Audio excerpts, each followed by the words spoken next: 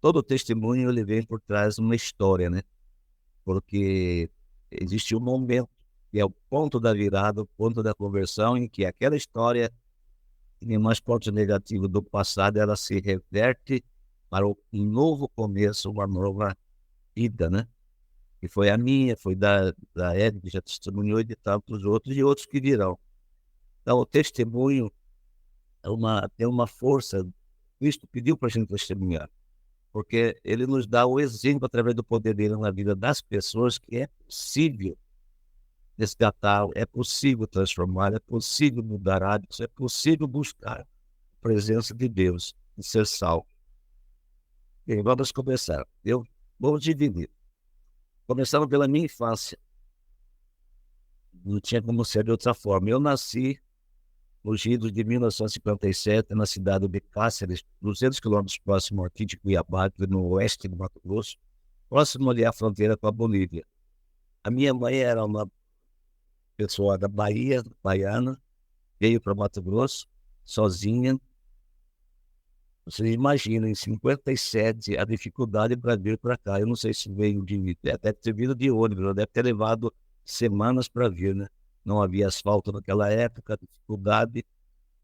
E eu não sei por que, na mente dela, ir mudar para Mato Grosso, que naquela época era o fim da picada mesmo, né? Era lugar, para quem morava na Bahia, provavelmente próximo ali ao litoral.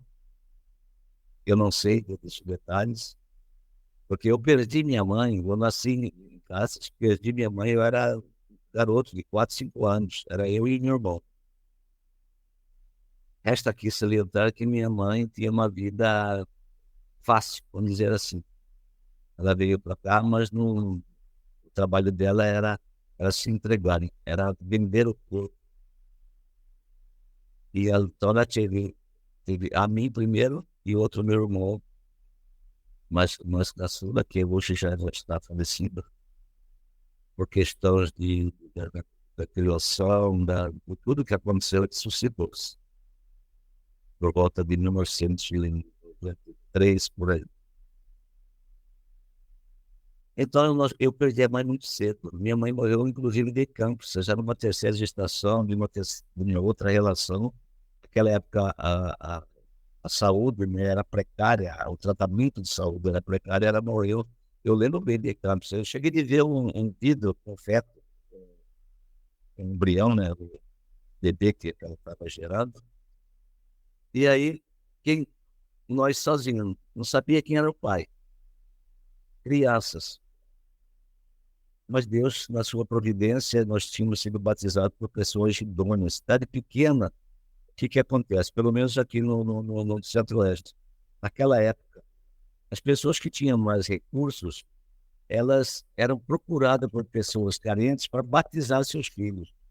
Extremamente católica a cidade, então a gente era batizado por, por pessoas que tinham melhores condições.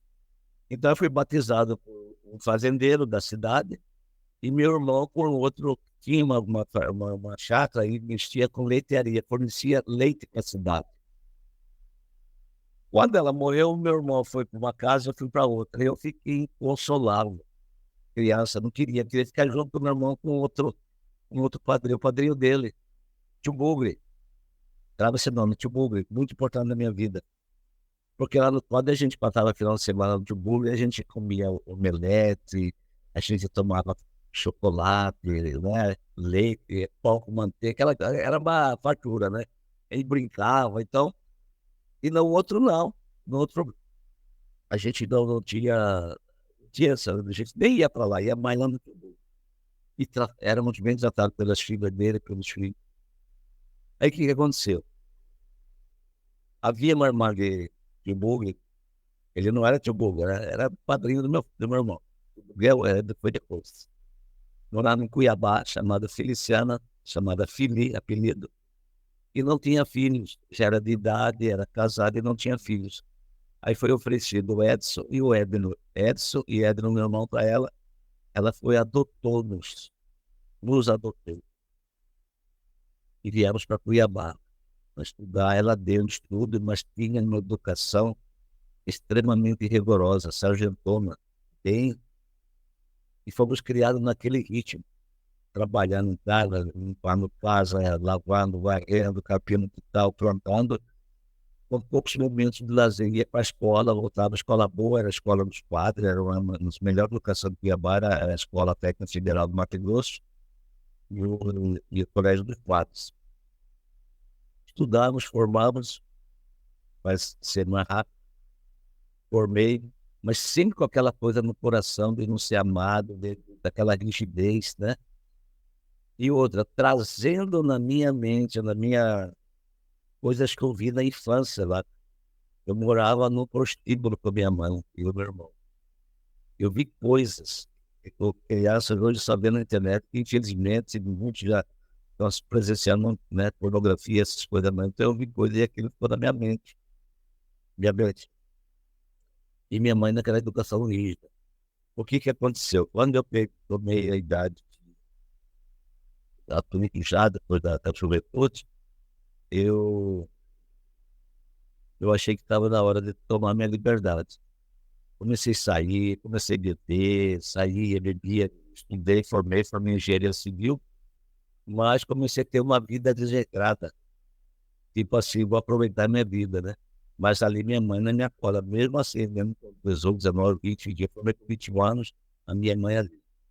Até que eu vi uma namorada que eu gostei, que gostou de mim, e eu resolvi casar. O casamento foi mais uma fuga, né, daquela vida opressa, vida rígida, porque realmente, mas eu gostava dela, ela gostava de mim, e casamos.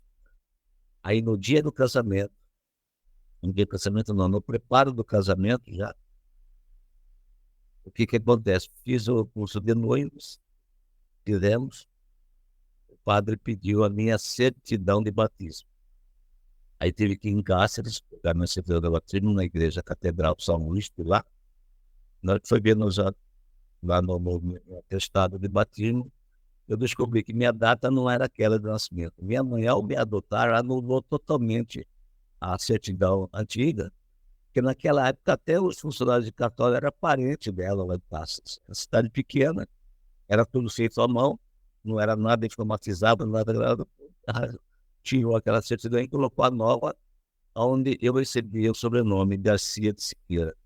Lá eu fui ver que meu nome original era Edson de Jesus. Lá eu vi que eu nasci dia 21 de outubro e não 8 de dezembro, que está na minha certidão, que é a que uso porque é a legal, a de fato, a de direito, né? Então, eu nasci num dia, fui registrado no outro, meu nome era um, foi trocado por outro, né? Mas tudo com boa intenção, minha mãe me adotou, meu pai me criaram muito bem, mas com a rigidez daquelas, né? E eu casando, o que aconteceu? Eu saí da casa da minha mãe, mas sempre ali dando assistência para ela, porque ela já era de idade, estava doente. Meu pai já havia falecido, meu irmão ainda estava vivo e ela viva. Mas logo, alguns anos depois, os dois faleceram.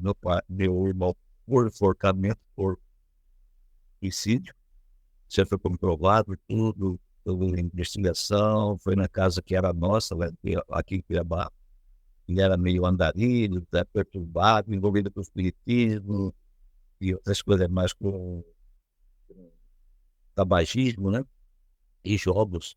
Aí um dia ele resolveu, eu estava dando muito trabalho dele, na dele, ele resolveu tirar a própria vida. E eu sempre fui um filho ali, né? Obediente, ajudava, trabalhava, respeitava, as pessoas admiravam, tá? E quando eu casei, a minha sogra, na época, nossa, esse menino é de ouro, esse menino é bom filho, vai ser um bom marido cristão, mas só que aí ninguém conhece as pessoas. O que aconteceu? Quando eu tomei a liberdade da, da minha mãe, da prisão, eu entrei na prisão no casamento e eu queria viver a vida. Aquele foi o meio que eu achei, que infelizmente foi o meio errado. E aí eu comecei a levar o casamento de uma maneira fútil, saindo do lá na cerca, ditado, né? Tendo outros casos para cá e para lá, mas sempre dando assistência em casa, estudando, trabalhando. Tive dois filhos, depois de 7 anos tive a Patrícia. Primeiro foi o Edinho, a Juliana, e depois a Patrícia. Mas na época que eu eu tive a Patrícia, eu já estava no emprego melhor, eu fiz concurso de promoção do Estado, e a gente já viu, né? Quando você pega um cargo de poder aquisitivo maior, a mulher tem mais coisa, você começa a trampar, começar a envolver ali no trabalho com coisas indevidas para ganhar mais dinheiro em paralelo e envolvendo também com mulheres, bebidas sempre, né? Gostei de beber. Bebia tudo quanto é tipo de bebida. Foi deteriorando a relação do casamento, né? Mesmo eu dando toda a assistência, mas a assistência era material e assistência como amigo, como conselheiro de filho, como por exemplo, eu falhava. Os filhos tiveram a melhor escola, nunca precisaram pegar ônibus. Os esportes que eles praticavam, praticou hipismo, aprenderam piano, karatê, balé, tudo eles tinham. Mas não tinha a companhia do pai, né? Inventava viagens para poder fazer minhas estrelas aí pelo mundo. E acabei, nessa época, engravidei duas garotas, assim, diferença de um ano e meio, mais ou menos. Quando eu casei, em 1982, nós tentamos ter filhos, eu e minha esposa. Ela fez todo o tratamento, estava demorando a engravidar e não tinha problema elas. A médica falou assim, fala pro Edson, no urologista. Fui no doutor Ivo, que se tornou um grande amigo, meu amigo da Guiné Chile, depois, porque ele era professor de karatê, era faixa preta, e fui fazer o tratamento e eu tinha varicocele. E fiz uma cirurgia rápida, fiz um tratamento hormonal e em 6 meses eu engravidei. Ela engravidou minha esposa, do Edinho, do Edson, que chama, e da Juliana. Depois demorou para vir a da Patrícia. E o médico disse que aquilo ali era defeito de fábrica, que eu ia voltar, ter o mesmo problema, que ia voltar a ser estéril. Aí eu relaxei. Aí comecei a sair com uma menina, sair com outra pai. Engravidei uma garota, pai do David, é o terceiro, é o quarto filho meu, e depois o Bolena, que é um filho maravilhoso, é um dos melhores que eu tenho, mesmo não sendo lá do casamento, sem discriminar nenhum deles. Todos tiveram o meu apoio, assumi todos eles desde o começo, essa parte moral eu tive em Deus, né, responsabilidade nem com os erros. Mas continuava ainda com aquele reflexo da infância de viver a vida com mulheres, com uma outra, não me respeitava nem ela, entre elas, né? Eu era bem, vamos dizer assim, promíscuo nesse lado. E meus filhos tiveram esse reflexo quando o casamento estava em queda, e depois eles sofreram, sentiram, porque a minha primeira esposa, ela não, não cuidava de se resolver a relação entre eu e ela passava para o filho que o pai era isso, que o pai era aquilo, que o pai era isso, que o pai era aquilo. E eu não sei se era na ânsia de me corrigir, ou eu que o primeiro, a segunda gravidez fora de casa deu uma conturbação tremenda lá na minha casa. Mas tudo bem, a minha ex-mulher estava segurando as pontas, mesmo assim, com brigas, com isso, com aquilo.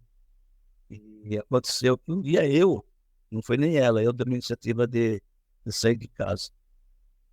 Uma das piores decisões da minha vida, se não for a pior. Eu decidi sair, foi um trauma geral para os filhos, sofrimento para mim, para os filhos, para todo mundo. Eu emendei com outra garota que tinha nada a ver comigo, tinha nada a ver com a seriedade do casamento, mas tinha aquela ilusão, aquela fuga, perdido mesmo no mundo, perdido. Mas uma coisa sempre mantive, foi a minha correção, a minha pontualidade no meu trabalho, porque dali vinha o sustento. Só que como eu separei, as coisas tornaram-se mais desequilibrado financeira, comecei a envolver com muitas coisas de vida no trabalho. Trabalhar com fiscalização de seguro, você é muito assediado e você acaba se envolvendo quando você não tem princípios e me envolvi. Tinha carro, namorava quem eu queria. Todo carnaval eu ia para Salvador, eu já alugava, já comprava batata, alugava hotel, ia para lá, baixava, era bebida dia, noite, parece que uma fuga, né? e vinha para cá, tinha namorada, e às vezes não arrumava outra. Era uma confusão, uma bagunça. A minha ex ficou um tempo ainda atrás de mim, me preocupou em várias situações. Você imagina a guerra. Até que um dia eu arrumei uma segunda esposa e ela teve um outro relacionamento. Nessa época, foi em 2015, de 2007 a 2015. A minha separação foi no ano 2000. Isso, lá em 2005, eu comecei um relacionamento e ela começou outro. Aí eu fiquei livre da perseguição dela, daquele, né? Mas sempre ali eu dando assistência para os filhos, assistência material, pagando faculdade caríssima. Dois filhos meus são médicos hoje, faziam medicina, mas no final eu já não tinha condições, tem que renegociar, e no final a minha filha, o meu filho, o curso dele, ele acabou terminando de pagar. Qual que foi o reflexo? Filhos revoltados. O meu filho também envolveu com bebidas. Levou 14 anos para fazer medicina, envolvido com bebida, batendo carro. E eu dava os carros, né? Dava tudo. Eles não valorizavam. Fui ver depois semestre inteirinho, sem ir numa aula da faculdade, só envolvido com bebida. Graças a Deus não envolveu com drogas. Mas vivia nas baladas, com o pessoal da sociedade aí, com o carro, batendo o carro, saindo madrugada, eu estava com outra relação, saindo para buscar, só coisas, só consequências danosas. E eu ainda, no meu entendimento, achando que estava fazendo certo, que eu fiz, estava precisando procurar minha vida, procurar minhas relações. Eu lembro a época que eu estava sozinho, eu tinha pesadelos mesmo, sonhava com coisas horríveis. Você vê o inimigo atuando. Cheguei a levar tombo, tanto do de levar tombo, não se quebrar todo, graças a Deus, nem bater carro, nunca bati, Deus me protegeu. Quando eu saía para trabalhar fora, voltando do serviço, depois de 10 dias trabalhando em posto fiscal, mesmo dentro do casamento, todo dia, na par, eu via que eu dormia na estrada, eu assustava com carreta passando, porque em Mato Grosso tudo é longe, né? Eu trabalhava em postos fiscais, essas coisas, Deus protegendo, só fui ver depois, né? Eu achava que era sorte. Eu parava. Um dia eu estava viajando à noite, eu parei no meio da estrada, não sei nem como, parei, dormi, a Polícia Federal chegou, bateu, achou que tinha tido um mal súbito, me escoltaram até lá no posto da polícia para descansar, porque era seguro, não estava no meio da estrada, era a estrada do Mato Grosso naquela época. Ainda hoje, tem muitos trechos, porque aqui é muito grande, muitos trechos sem nada, sem carro, sem. Bom, então, houve muitos danos no psicológico dos meus filhos. Tanto é que eu tive que pagar psicólogos. Eu fui psicólogo na época, né? Mas eu achava que estou ajeitando a vida deles, estão na faculdade, estou pagando. Os dois fizeram medicina e a terceira, a Patrícia, fazendo direito depois. Aí chegou um dia dessas vidas conturbada, já estava no segundo tratamento. Eu estava numa missão do serviço e eu fui fazer o que não devia, coisa errada. Fui armado no Marapuca, fui preso, fui ameaçado de ser preso porque houve polícia meio. Eu tive um baque tão grande, mas tão grande, que falou, caiu o mundo, porque eu era, né, tá bem na sociedade, tá bem assim, ganha bem, manter a família, né?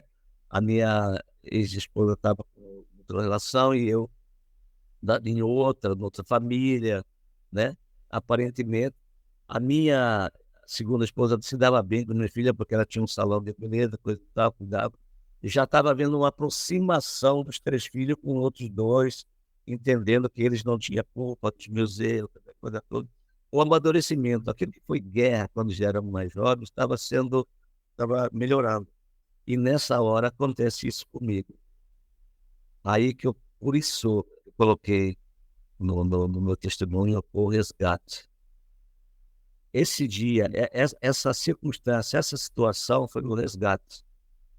Quando Deus resgata, muitas vezes ele pega você da onde você acha que está, no alto, e coloca você lá embaixo, lá no fundo do poço, lá no vale, para você para dar uma sacudidura em você. E foi o que aconteceu comigo. Eu vi desmoronar o mundo, falei, vou perder o emprego, vou perder tudo, vou perder o respeito, vou perder tudo.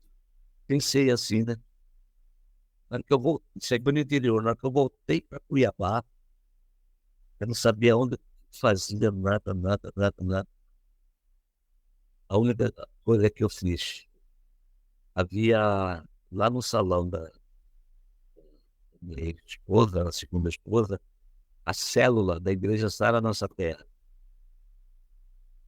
Aí eu fui para Sara Nossa Terra frequentar as células. Foi a primeira vez que eu fui abrir Bíblia, conhecer. E comecei ali. Comecei a frequentar a igreja Sara Nossa Terra. Veja bem, é uma igreja pentecostal, tem uma doutrina, muitas vezes, em vários pontos enviesada, mas ali existem pessoas sinceras que querem salvar pessoas, dentro da luz que eles possuem. E para lá eu fui. Foi a primeira porta que se abriu. Passado alguns dias, houve o lá, como tem lá o Batismo da Primavera, aqui nós temos tudo bíblico, lá havia revisão de vidas. Eu fui fazer a revisão de vidas. É uma formalidade que eles têm numa chácara, que a gente vai para lá, fica no dormitório, e aí tem oração, tem a hora do perdão, você simula que uma pessoa é sua mãe, coisa e tal. E o que aconteceu naquele dia? Aquele dia é inesquecível.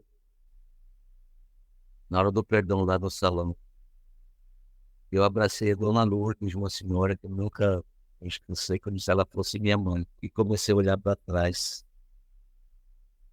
Comecei a olhar para trás e ver minha vida, tudo que eu fiz. Parece que o Espírito Santo estava abrindo meus olhos ali, eu chorando, lágrimas, lágrimas, pedindo perdão para Dona Lourdes, como se tivesse pedido perdão para minha mãe. Eu, no fundo, eu tinha aquela mágoa dela na liberdade, que queria só que eu trabalho. Sabe como é criança? Criança quer brincar, que é isso que é. Ela chegou de jogar brinquedo meu fora, porque estava fora de hora. A coisa era bem sargentona mesmo. Mas, por outro lado, se ela não fosse como ela foi, eu não sei o que eu seria. Nem sei se seria vivo, pelo padrão que eu tinha lá da infância, lá de trás, de 5 anos para trás. Nos cultos da Sara, o pastor pregava, eu chorava o tempo todo. A minha segunda esposa olhando assim, ficava quieta. Então foi uma fase que eu devo. Eu saí de lá, tem seus defeitos, nenhuma igreja é perfeita, mas essa parte, o primeiro encontro com Deus, o Espírito Santo. E uma coisa interessante, no momento que isso ocorreu, eu cortei os adultérios, corrupção, bebida. Foi uma coisa assim impressionante. Eu nunca mais coloquei, porque eu bebia de tudo. Era Campari, era conhaque, era caipirinha, era uísque. O uísque era o predileto, né? Porque o uísque é status, né? Você chega com uma garrafa de uísque numa boate, é o status, todo mundo quer ficar junto de você. Essa era a vida que tinha antes. Então, é impressionante. Tem gente que fala, não consigo parar de beber. Eu cortei cerveja, uísque, todo quanto é tipo de bebida. Só dá o vinho. Porque diz que o vinho, porque tem o vinho na ceia, né? O vinho nessas igrejas era o vinho. Então, de vez em quando tomava um vinho, um domingo, a maior parte saía, e depois foi abolido, graças a Deus. Mas foi uma mudança radical, não foi 90, foi 360 mesmo. Não é que eu virei santo. Quando isso ocorreu, as pessoas ficaram, os amigos, aí eu comecei a ser evangelista naquela luz que eu tinha. Os meus filhos falavam assim, rapaz, ficou louco. Agora que ele vai perder tudo que ele tem, porque só anda com Bíblia embaixo do braço e vai entregar tudo para o pastor. E eu entrei a fundo lá na igreja, eu participava das células, dos bazares, de, do, do, das cerimônias, da recepção, coleta de dízimo, porque lá não há aquela organização que tem na igreja adventista. Você tem que ser diácono, você tem que fazer estudo bíblico para batizar. Logo fui batizado e fui crescendo ali, alguma coisinha aqui, outra ali, mas eu sempre fui cético. Cético no sentido de prestar atenção no que eu ouço e naquilo que eu estou lendo. Eu estou lendo. E fiquei lá na sala, nossa terra, isso aí foi em 2009. Essa primeira ameaça de prisão, quando eu tive o baque, o que aconteceu? Teve o reflexo. Quando chegou em dezembro, eu fui preso. Fiquei uma semana preso, investigações. Voltei para o serviço sob investigação, na área judicial e na área administrativa. Fiquei até 2009, 2010 fui preso, fiquei uma semana soltado, porque era aquela prisão preventiva. Quando foi em 2012, foram demitidos outros colegas e eu orando, quando ser demitido, eu fui demitido em 2012. 2011, desculpa, foi em 2011, demissão sumária, processo administrativo. Mas cabia ainda recurso, né? Mas tive que ser afastado. Nesse ínter, em 2012, a minha segunda mulher, que não havia convertido, ela participava da célula, mas não teve a conversão que eu tive, ela continuou no mental, ela pediu a separação. Ela era muito mais nova que eu, pediu a separação. Beleza, tranquilo. Fiquei arrasado, porque achava, como eu estava na igreja, estava com ela cristã, e ela... Só que ela enganava a si própria primeiro, depois a mim. Eu achava que aquele era o casamento, mas não era ainda. Não era ainda. Aí ela, eu falo que os filhos sabem que estou com ela para pedir a separação, porque eu não pediria. Aí separamos, fiquei ali em 2012, arrasado. Os meus filhos, vendo que eu virei igrejeiro, para a igreja e tal, mas não se importavam. Viram que eu não perdi nem tudo. Eu perdi algumas coisas, fiquei desempregado, tive que abrir uma firma, inclusive o nome deles, para trabalhar na engenharia, sou engenheiro civil, e continuei na igreja. Quando estava preso, a minha parceira lá era a Bíblia. Estava lendo a Bíblia o dia todo. E aí eu peguei com Deus. E eu falo uma coisa, essa prisão que houve em dezembro e o baque que eu tive foi em junho, né? Eu nem falei, mas foi em junho de 2009. Quem me segurou foi Deus. Porque nesse período eu vi que o único socorro era Deus.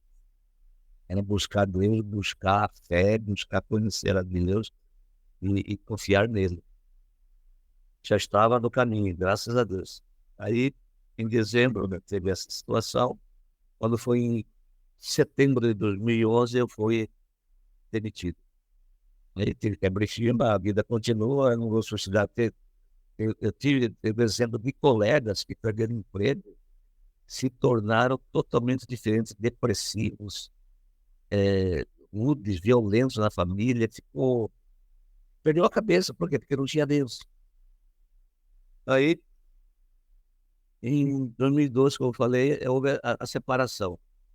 Mas antes disso, convém aqui eu falar uma coisa, a minha filha, e eu orava, quando eu busquei a Deus, eu orava para minha ex-mulher, eu orava para meus filhos, eu orava mais, eu acho, do que até hoje. Eu acordava madrugada, o Espírito Santo me chamava. Eu lembro, eu ouvi, eu lembro que no começo, ó, estou testemunhando uma coisa real.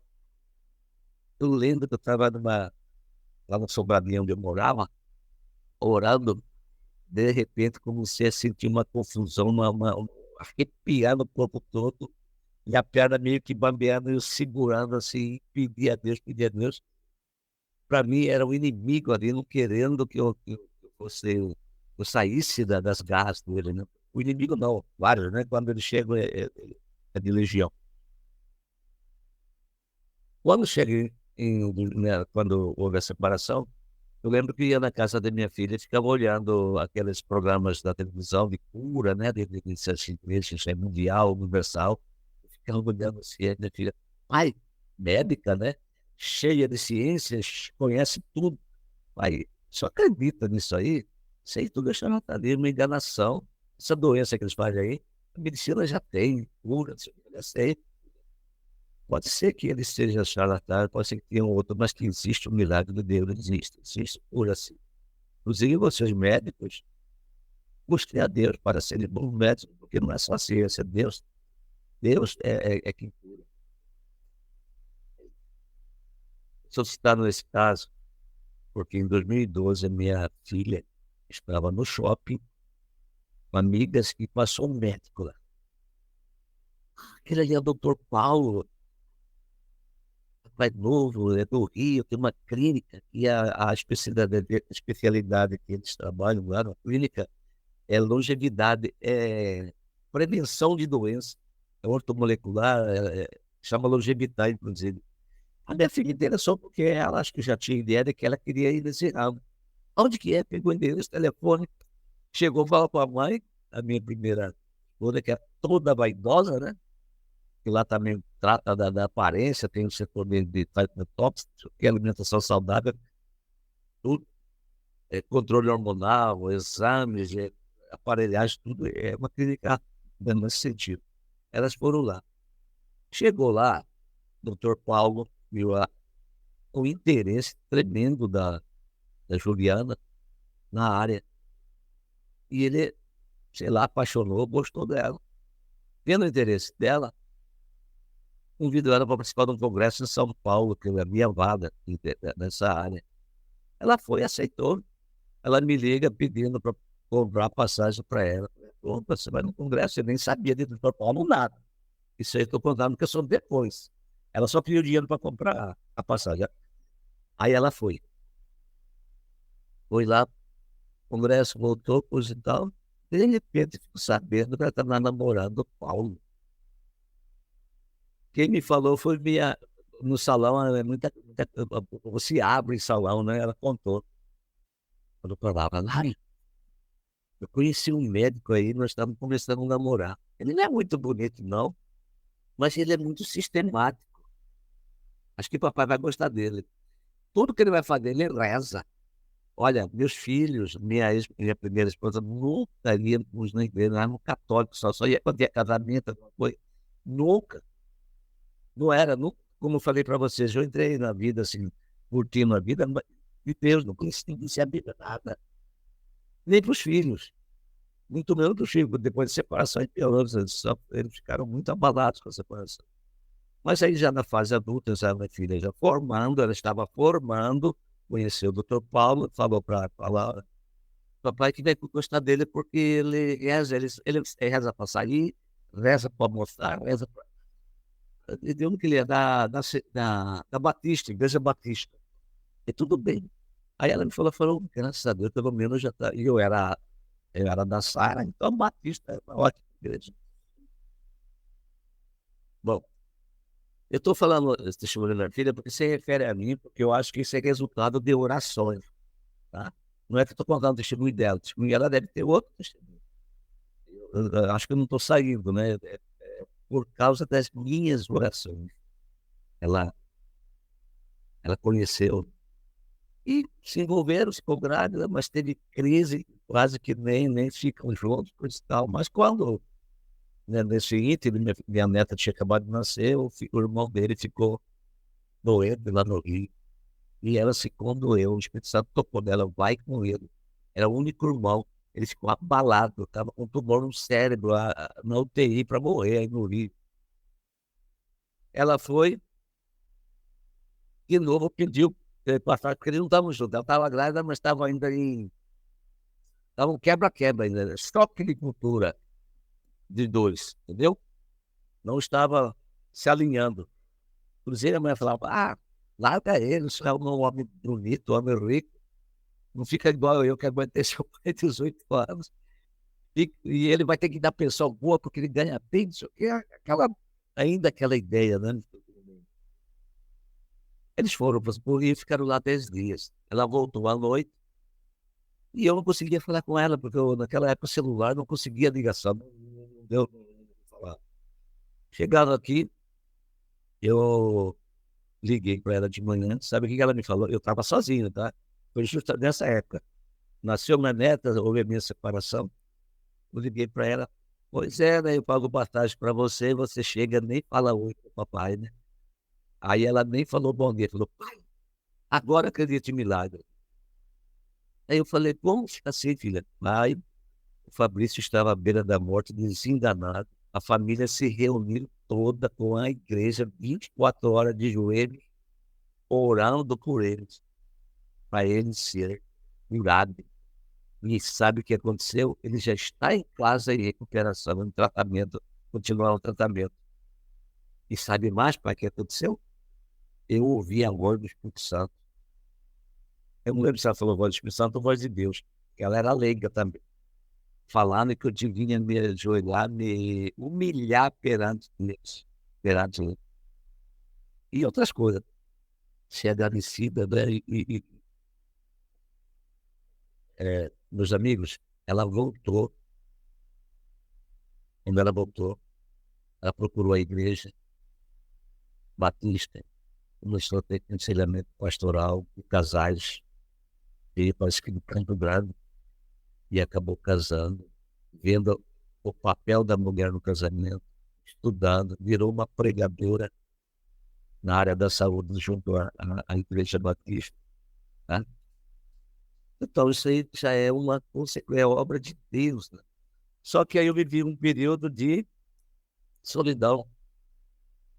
Eu já estava fazendo um curso lá nessa área para ser pastor, chamava curso de, curso de aperfeiçoamento, Cefap, curso de formação e aperfeiçoamento pastoral.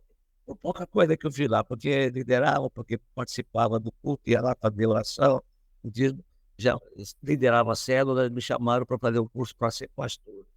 Aqueles cursinhos de 15 dias, 3 ou 4 disciplinas, superficialmente, mas para formatar o título. E eu era daquele, bem peteca mesmo, pulava, cantava, dava até o que eu não tinha, de crédito, como diz, uma oferta, juntava com o outro, vocês conhecem muito bem quando eles fazem a pressão psicológica para a pessoa dar tudo que tem lá. Mas, aforante isso, eu quero dizer que eu devo àquela igreja, aquelas pessoas me amavam, e havia um apego muito grande na época entre nós. E aí comecei a ficar sozinha. Qual que foi a minha ideia que eu tive? Eu já não era mais do mundo, não ia em balada procurar mulher, não ia em shows, não ia mais em lugar nenhum. Fui na internet procurar uma namorada, uma esposa, procurar na internet, nesses grupos de namoro, procurar uma evangélica. Procura aqui, procura lá, procurei umas aí até para querer, coisa e tal, aí procurei. Eu vi uma lá, dizendo que era separada por questão de falta de Deus na igreja, no lar. Houve a separação, tinha 2 filhos, pá, temente a Deus. Falei, legal. Vi ali a foto, pá. Falei, é essa aqui, que é a minha atual esposa, Elisete.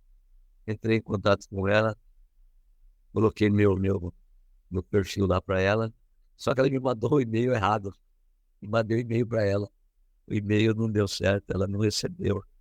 Falei, não é possível. Ela me dispensou, ela já estava tentando já outra relação. Eu via lá que ela estava indo para São Paulo, coisa e tal, e ela saiu do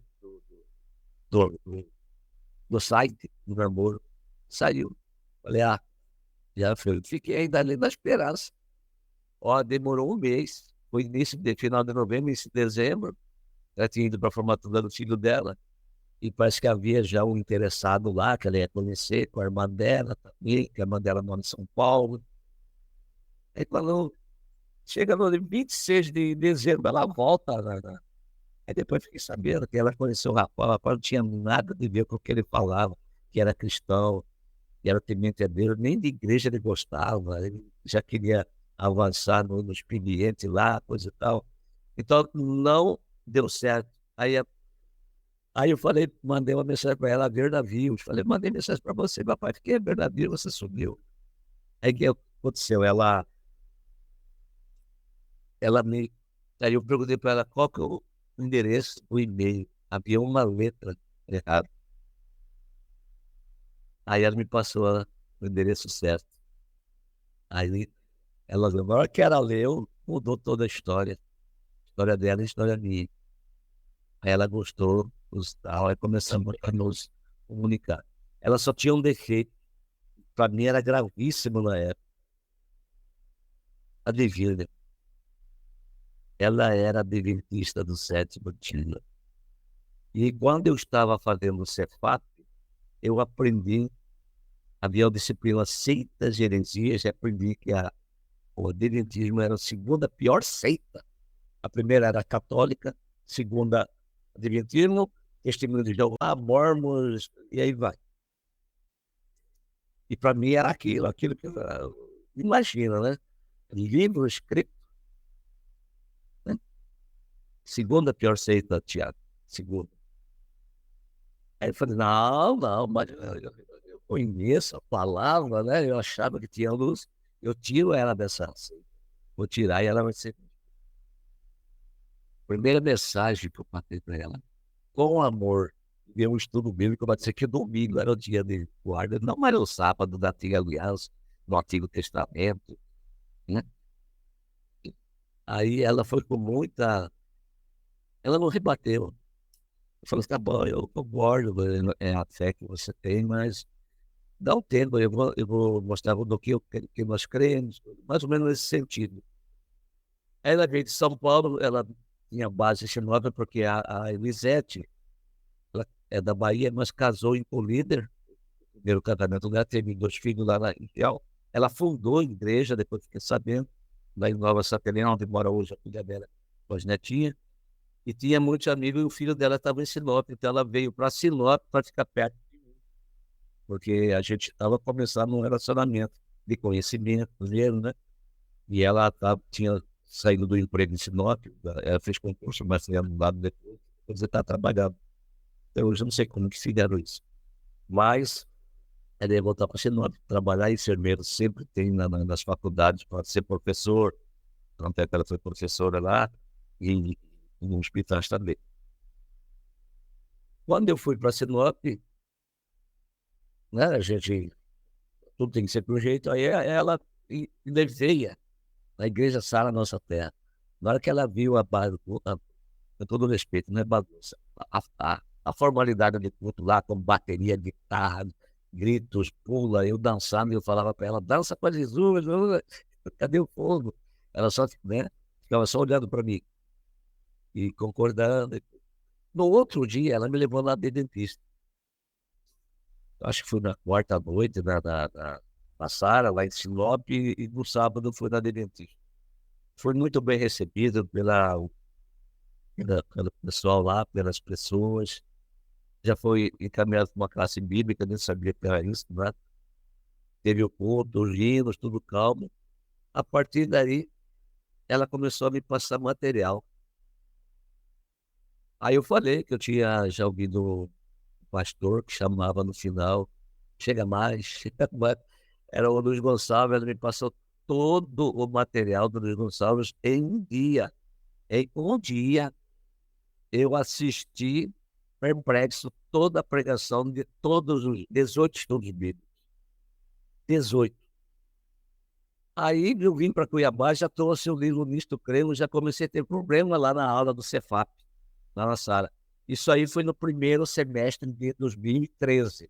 Vendo que em 2012 eu separei, eu não consigo ficar sozinho, já procurei uma, né? Aí que estava começando o namoro com ela. Em 2013, no início, eu ia na igreja Sara aqui, quando ia a Sinop para visitá-la, e ia na Adventista. E aqui nunca pus o pé, na época, na igreja Adventista. Mas eu chorava assim, o dia, a noite, na hora que eu pegava o material e ia estudar a Bíblia. Eu ficava conformado e perguntando por que o Papa, o padre, o pastor não ensina isso. Eu comecei a compilar centenas, não é dezenas, centenas de vídeos em várias óticas sobre o sábado, imortalidade da alma, sobre dom de línguas, sobre o inferno, sobre maçonaria, sobre tudo aquilo que eu não sabia, que era para mim novidade, mas que estava, a partir de então, o Espírito Santo abriu, veio à luz. Eu não entrei em choque com nada, porque, claro, eu comecei a ter problema na sala, porque eu comecei a dar estudo paralelo para outras pessoas, mandar por e-mail, postar no Facebook, as pessoas começaram a me criticar, estava tendo atrito, e eu lá, porque você cria um apego, por isso que a gente tem que respeitar muito as pessoas católicas, protestantes, espíritas, principalmente, que elas criam um apego, uma afinidade, uma confiança nos seus líderes e um relacionamento de amor ali, porque eles creem que é a igreja deles que vai. Então, é difícil. Então, apesar de eu estar descobrindo tudo isso, eu ficava lá mais, eu acho, querendo trazê-los para cá, mas é difícil assim. Muitas vezes eu fiz de forma errada, de querer impor, né? Mas são todas pessoas sinceras, pessoas honestas, pessoas que merecem todo o nosso respeito e o nosso carinho. No meu caso, né, eu estive lá. E foi lá que eu descobri, comecei a minha caminhada. Mas, uma hora eu tinha que sair.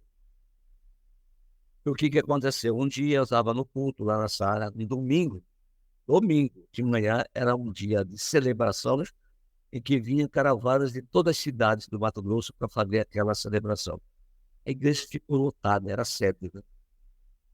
E cada igreja tinha uma responsabilidade durante essa semana. Eles tinham que apresentar, talvez uma palavra, talvez. Aí umas apresentavam dança, música, outras apresentavam teatro, outra uma encenação de uma parte da Bíblia. E eu lá ouvindo, eu já estava fora, tanto que na hora do louvor eu já não pulava mais. Eu tinha uma irmã muito maravilhosa, a Rosa, o Márcio, eles são evangelistas lá, fundaram essa igreja lá em Barra do Garças, dava cutucão em mim, perguntando: "Ô Edson, cadê o fogo do Espírito Santo? Você não pula, não pula para Jesus." E até hoje tem a música gravada aqui. Aí falei assim: "Beleza, tá." Eu só cantava porque a letra. Aí quando houve a celebração, ela estava lá no canto. Aí veio a equipe de castings da minha cidade. Começaram a fazer um show de rap, hip hop, uma coisa assim, lá no palco, lá eu falo palco porque, mas foi no altar, dentro da igreja. Eu pensei, vai vir uma música gospel, né, uma música de falar de Deus, era tudo em inglês, os caras fazendo milagre. E eu fiz assim, a minha pastora na época, e de lá, a nossa esposa, pastora, pessoa maravilhosa, uma das fundadoras da igreja. Essa, cara, me chamou e chamou a dona Eva, que é uma anciã. Fomos lá na sala. Eu falei: "Edson, você está falando muito do sábado nas redes sociais. Você sabe que nossa igreja não, isso aí é coisa de judeu, coisa de adventista. Você está namorando a moça da igreja, estão fazendo lavagem cerebral na sua cabeça." E fomos discutir. E ela, naquilo que eu conhecia, ela falava uma coisa, ela falava outra, para defender o sábado. Aí ela falou assim: "Você sabia que queriam prender o Jesus por causa do sábado? Ele não guardava o sábado." Não é que não guardava, e eu já sabendo alguma coisa. E não é só por isso não, queria prender Jesus porque ele falava que é filho de Deus, que ele perdoava pecados, não é só por causa do sábado. Então, nós não chegamos num acordo, nem eu convenci ela, nem ela me convenceu. Quer dizer, eu já estava convencido. Aí ela falou assim, no final da conversa, do debate: "Tá bom, isso, você pode guardar o sábado." Na hora que ela falou isso, eu falei: "Mas cadê a convicção?" Eu sei que naquele dia ela também falou para mim: "Olha, Edson, você tem que decidir, você fica aqui ou vai." Eu falei: "Beleza." Era o que eu precisava ouvir. Aí eu saí da igreja Sara Nossa Terra, fui na casa dela. Ela falou que eu estava sendo, que se eu fosse para Testemunho de Jeová também ia fazer minha cabeça. Eu falei: "Não, eu sei onde está a verdade agora." Eu já li a doutrina do Testemunho de Jeová também. E aí eu ofereci para ela estudo bíblico. Eu ofereci para ela material, eu tinha muito. Se eu tinha centenas de vídeos, eu tinha mais centenas e centenas até hoje eu tenho, de estudos bíblicos e de refutação eu tenho para todo tipo. Se eu pegar um site apologético, fala lá, eu tenho aqui para responder. Aí ela: "Não, não quer saber disso." Saí. Fui falar com o bispo também. O bispo falou: "Olha, Edson, não sei se você sabe, mas lá tem uma tal de..." Eu nem tinha ouvido falar de Ellen White, assim, li do nada. Tem uma tal de Ellen White que ele segue, não sei o quê. Olha, pode até seguir Ellen White, eu vou ler esse livro dessa profetisa, E eu quero ver. Se tiver fora da Bíblia, eu digo fora da verdade, né? Eu sei, pessoal, que assim eu saí de lá. Foi em agosto de 2013. E antes disso eu já conhecia alguns pastores. A Elisete, através dos contatos dela, que os pastores iam fazer trabalho lá, missionário, no Sinop, departamental lá de Sinop. E ela, uma vez que eu fui para lá, meu carro quebrou, houve um acidente. Ela contactou o pastor Emerson e o pastor Teixeira, Gilberto Teixeira, e me deram carona. Eu fui daqui lá dar um estudo para eles. Eu imagino como que eu não estava. Estava estudando o pastor. E eles querendo conversar do trabalho e eu falando de doutrina, que para eles era, né, relevante. Sim. Aí Elisete marcou o pastor aqui na central, onde eu falei que eu vinha na central. Ela fez a logística, dizendo ao pastor que ia um rapaz assim, assim, assado, chamar Edson para a central, no sábado, para ele entregar material para mim. O pastor também já entrou em contato com o Jacião, o diácono. Ela passou meu número, eu comecei a receber, na época era torpedo, SMS, não tinha WhatsApp, dava as boas-vindas, nem conhecia. Igreja bacana. Cheguei na igreja, recebi o primeiro abraço do Donizete, que até hoje não esqueço quando eu estou com ele, com a missária, estou com ele, falo. E fui encaminhado para a unidade do Sandro Ancião. Nesse dia, pessoal, a igreja lotada, e isso que deve fazer todas as igrejas hoje. O pastor Argemiro Andrade, que hoje está lá no Paraná, teve a escola sabatina, o momento infantil, aí o meu sermão. Na hora que ele subiu lá, ele fez oração e falou: eu queria chamar aqui Edson, está nos visitando. Igreja lotada, eu não conhecia ninguém. No mesmo tempo que ele chamou, ele desceu lá do altar e veio. Aí o Sandro me apresentou para todo mundo. Ele chegou, me abraçou com o microfone. Quando o Edson está visitando a igreja pela primeira vez, ele não tinha sido batizado, não, estava visitando. E perguntou: Edson, você quer ir para o céu comigo, para esse povo aqui? Eu falei: quero. Então, Edson, você é meu convidado, você é meu parceiro, eu vou entrar com você.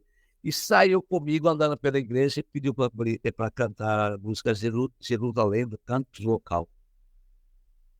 A igreja toda cantando. Eu não conhecia a música, mas hoje ficou na minha mente, numa marca. Passou a me apresentar para a igreja toda, nos corredores. Isso foi em agosto, né? De 2013. Fiquei 2 meses. Eu já tinha feito o estudo bíblico com o Banda Baba sem ir na igreja. Eu estudava, não era só estudo bíblico, era tudo. Eu lia todas as situações que distorcem lá na outra igreja, nas outras igrejas. Eu fui dirimindo ali, baseado na Bíblia, nos vídeos e nos textos, né, dele, explicativos.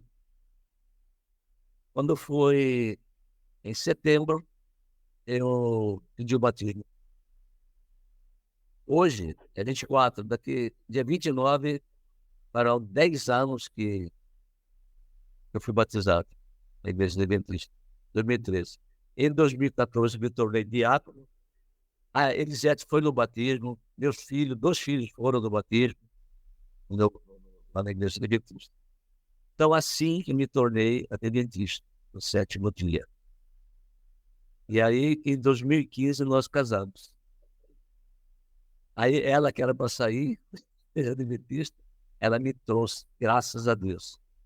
Esse é o meu testemunho. Hoje eu tenho um bom relacionamento com meus filhos, já tenho quatro netos, né? Todos eles estão bem. Os filhos do casamento se preocupam com os outros 2. Pai, assim como o Senhor deu para nós, vamos, isso já há um tempo atrás. Então, graças a Deus. O meu filho, que bebia, que não estudava, hoje está formado, já é pai, só falta, eu oro para ele, por eles, para que eles venham para a nossa igreja, para que eles busquem a Deus e regularize a situação espiritual de cada um deles. A Juliana continua na Batista, está num relacionamento legal, bem com exemplo, a Patrícia é advogada, trabalha, infelizmente, essa aí, ela teve outra direção, né? De questão de relacionamento. Então, eu oro muito por ela. E hoje estamos aqui, graças a Deus, na luta. Temos projetos, Elisete tem projetos, eu estou ali na esteira para dar apoio. Ela que tem uma espiritualidade muito boa, forte, tem know-how, tem capacidade para ajudar muito mais pessoas, além do que ela já tem ajudado e já ajudou. Então, esse é meu testemunho. Foi, na verdade, um resgate. Eu estava no, como disse Davi, né, no lamaçal, no tremedal do lama, né, uma coisa assim que ele fala, e ele me buscou, me retirou. Foi com dor? Foi. A gente ou vem pela dor ou vem por amor. No meu caso, foi com dor, porque eu estava totalmente cego, estava envolto na minha própria justiça. Hoje eu procuro a couraça verdadeira, que é a couraça da justiça divina, o cinto, né, pela questão. Então eu sou grato muito a Elisete, primeiramente ao Espírito Santo, que foi uma coisa sobrenatural no meu resgate. De cara, eu acho que Deus falou assim, esse velho não tem mais tempo não, ele tem que mudar 360 na primeira batida. E foi na primeira batida, eu, graças a Deus, vim. Tem defeitos? Tenho, não sou perfeito, né? Elisete sempre está brigando com os defeitos, né? E aí a gente tem que melhorar, tem que buscar. É isso aí, pessoal. Eu agradeço a oportunidade que foi dada. Espero que esse testemunho, né, seja de grande valia para as pessoas que ouviram, que ouvirão, porque ele vai ficar no YouTube, e que busquem a Deus. Sem Ele, nada podemos fazer. Não confie na próprio entendimento, no próprio eu, que é o que eu fazia. Porque tinha uma situação melhor, tinha conhecimento secular, achava que era melhor que podia, né, estava fazendo as coisas certas. E não é assim, não. Podia ter conhecimento, mas faltava sabedoria. E Deus tem nos dado sabedoria. A sabedoria está batendo as portas. E hoje, infelizmente, muitos estão tropeçando nela e não estão buscando a sabedoria para a sua vida. Então é isso. Muito obrigado. Deus abençoe a todos. Vamos orar? Querido Deus, nosso Pai, nosso Senhor, nosso Redentor, acabei, Senhor, de contar a minha história. A história que o Senhor está fazendo na minha vida. Quero que o Senhor continue, Pai, na minha vida e na vida dos irmãos que estão ouvindo e aqueles que ouvirão. Que o Espírito Santo atue de maneira poderosa nesse fim dos tempos. Que a chuva serôdia seja derramada e que não haja dificuldades no coração de ninguém para aceitar a Ti, aceitar as Tuas orientações. Obrigado, porque o Senhor um dia me buscou lá do fundo do poço. Não importa de onde vim, não importa de onde vieram as pessoas. O que importa é aonde o Senhor vai nos levar. Queremos estar de mãos dadas contigo naquele dia da tua volta, para a gente subir no barcão na nossa destino. Que delícia, te peço, te agradeço. Em nome de Jesus. Amém.